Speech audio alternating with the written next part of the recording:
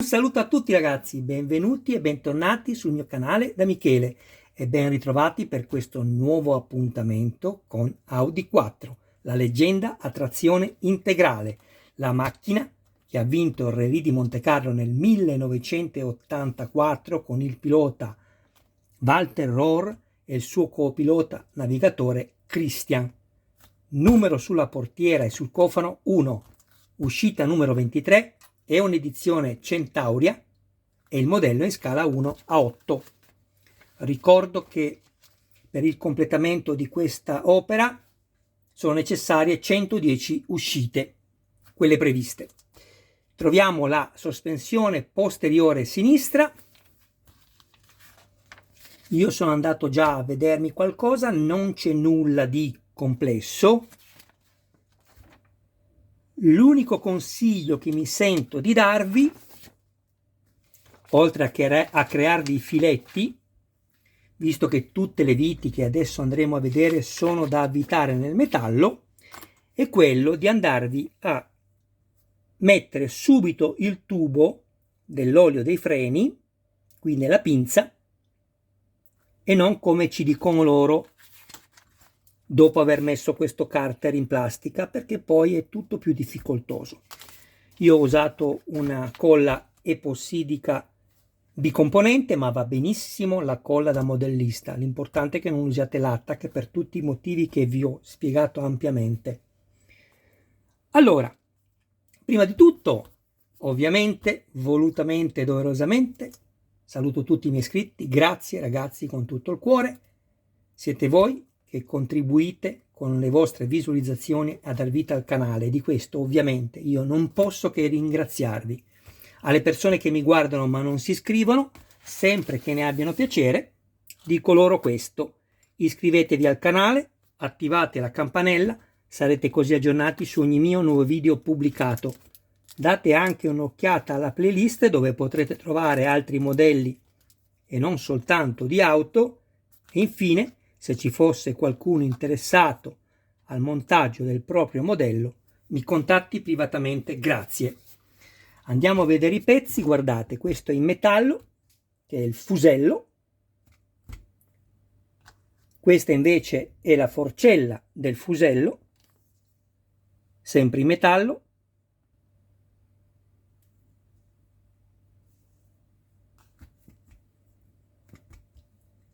Ovviamente pinza freno. Questa non ve lo dico nemmeno. E questo è il carter di protezione del fusello, plastica.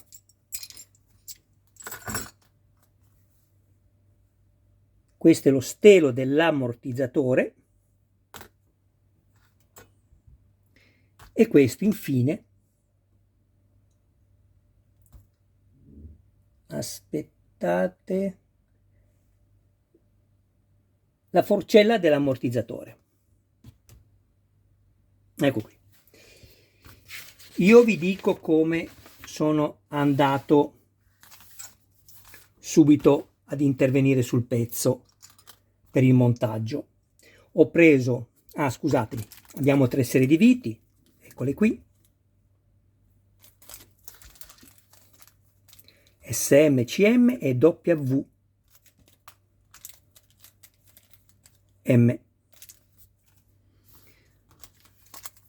Prendo subito una vite CM e vado a crearmi il filetto qui.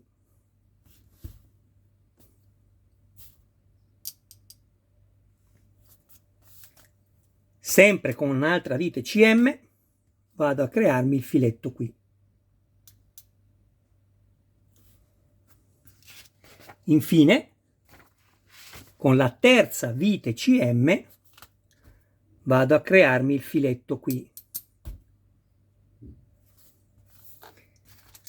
Con la vite WM vado a crearmi il filetto qui. Non vi potete sbagliare perché un fore passante e uno è dove invece andrete a creare voi il filetto. In ultimo, con 2 viti SM sono andato a crearmi i filetti qui. Bene, adesso non ci rimane che montare tutto. Guardate, per crearvi il filetto qui sulla forcella vi conviene usare lo stesso stelo dell'ammortizzatore, lo inserite così e avvitate la vite CM qui, altrimenti fate fatica, vi potete fare male alle dita. Vedete voi.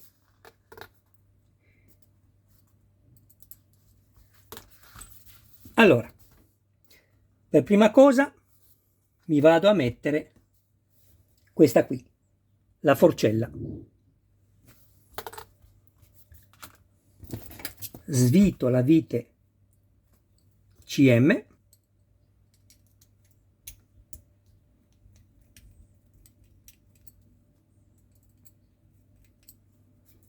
ricordatevi sempre quello che vi ho detto in altri video. Quando andate a crearvi il filetto e quindi dovete inserire la vite, fate attenzione perché dovrete controllare sia la perpendicolarità da questa parte della vite, ma anche da questa, perché se andate storti può capitare che di qua siete diritti, guardate, la vedete così, la girate e la vite è storta. Non so se si vede. Ok? Quindi fate attenzione. Questo vale per tutte le viti che userete poi per crearvi i filetti. Abbiamo detto che mettiamo prima la forcella, eccola qui.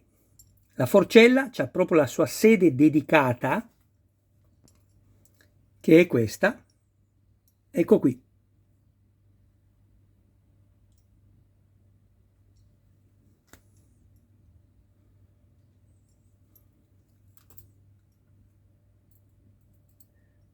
Avvito.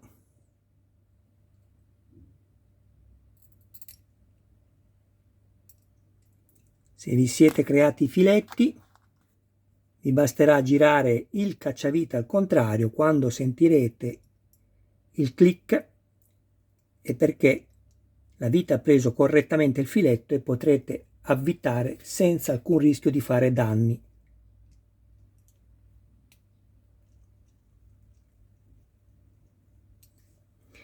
Anche qui attenzione, guardate, io posso avvitarla anche così, ma è storta, guardate invece, così è diritta. Quindi la tengo tutta contro in questa maniera e avvito. Perfetto. Adesso vado a fissarmi la pinza dei freni, quindi mi rimuovo le due viti SM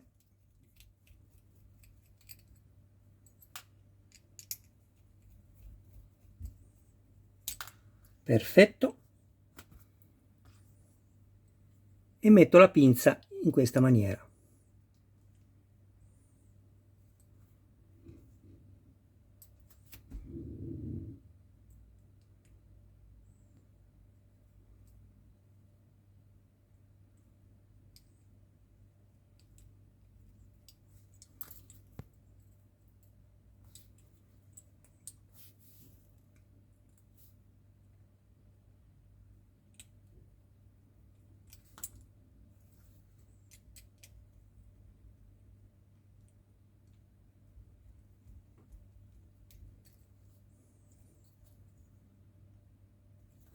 Posso stringere.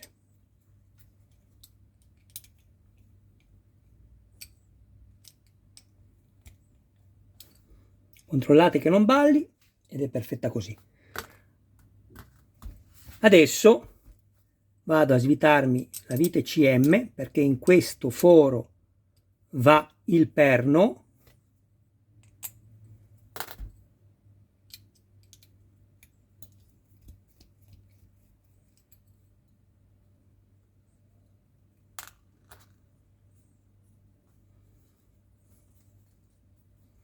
Vi basterà guardare il disegno, ecco qui, e inserire.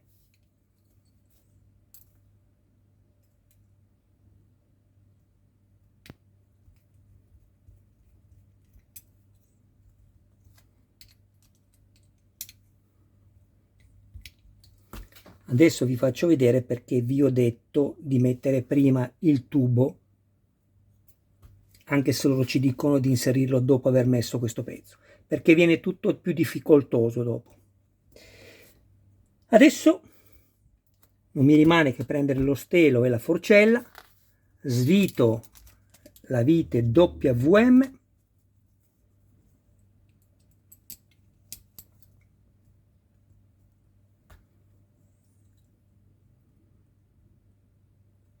attenzione, perché da una parte avete il foro che è un po' come si può dire, allargato, e dall'altro è più stretto. Ovviamente dovrete mettere la parte più allargata verso la testa della vite. Questo semplicemente vi faciliterà l'inserimento di questa vite, anche se poi lo mettete al contrario, la vite vi entrerà lo stesso, magari fate solo un po' più fatica, niente altro. La differenza è solo quella.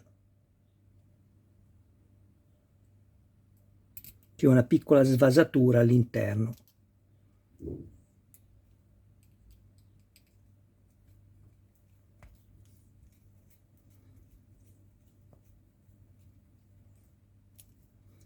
Stringete pure forte e poi fate così 3-4 volte affinché questo sia libero di muoversi, e va benissimo. Non lasciatelo troppo lento, mi raccomando. Adesso non ci rimane che fare l'ultimo passaggio.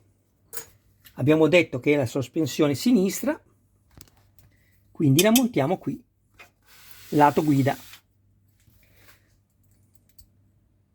La forcella è uguale alle due davanti, allo stesso metodo, vedete?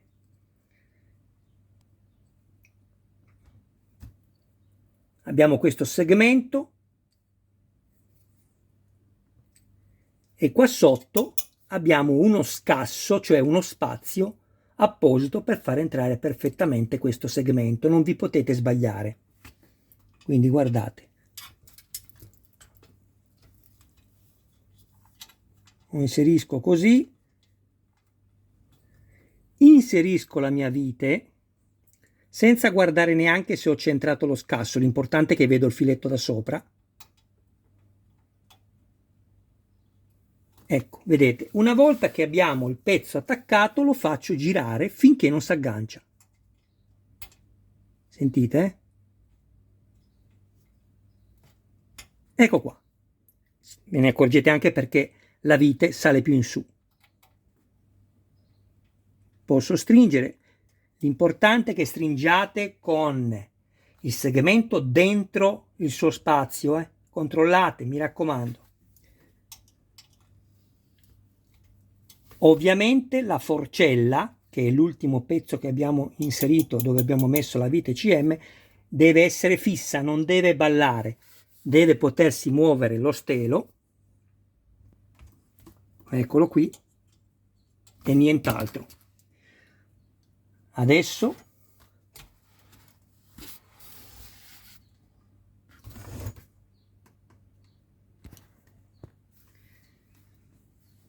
la cuffia del semiasse,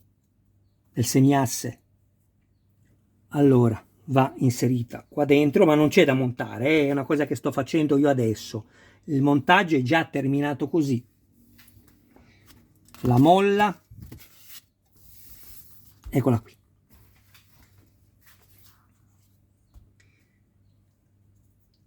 Così.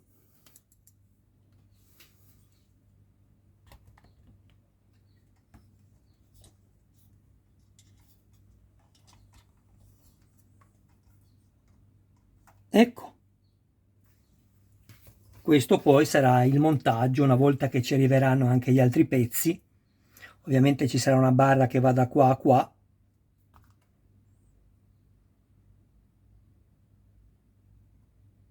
Stavo guardando che questo modello veramente è fatto bene. Centauria lavora bene. Peccato solo per il controllo qualità inesistente, ma questo tutte le aziende dove io ho acquistato fino adesso sono veramente latenti in merito a questo. Bene, vi ricordo, ma lo vedremo durante il montaggio che le molle degli ammortizzatori, ricordatevi che la parte più vicina, questa più compressa, non so come definirla, dove la spirale è più attaccata, va sempre verso l'alto, perché, ve lo avevo già spiegato, l'ammortizzatore lavora così, quindi deve lavorare più la parte bassa. Questa è una parte di resistenza. Se girassimo al contrario sarebbe un grave errore.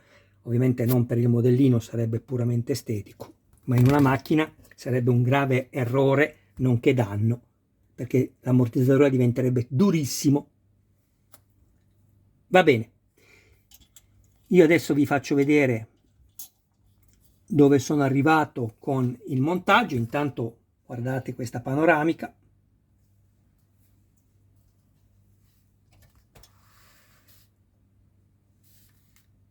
Questo modello ve lo consiglio? Sì, per due motivi. Uno, per la storicità, perché la macchina può non piacervi, magari nel posteriore, o magari siete proprio innamorati di quest'auto perché è un'auto che ha avuto questo clamore nei tempi vostri, e quindi vi ha lasciato un bellissimo segno, un bellissimo ricordo. Però è una macchina storica, perché come ho detto prima, oltre ai tanti titoli vinti, ha vinto il Rally di Monte Carlo nel 1984, e poi parliamo di un pilota, Walter Röhrl, che forse è il più forte, è stato il più forte pilota al mondo. Cos'altro dirvi? Poi la seconda motivazione, dopo quella iconica, storica, sportiva, è che è bellissimo, è fatto veramente bene.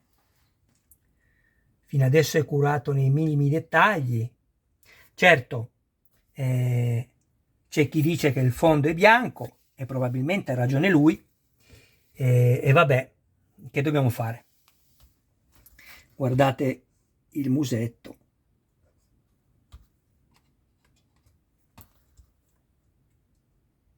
Qua c'è veramente da rimanere incantati. Alla fine sembra un albero di Natale, ci saranno 10 luci LED, frecce comprese, destinate a questo musetto.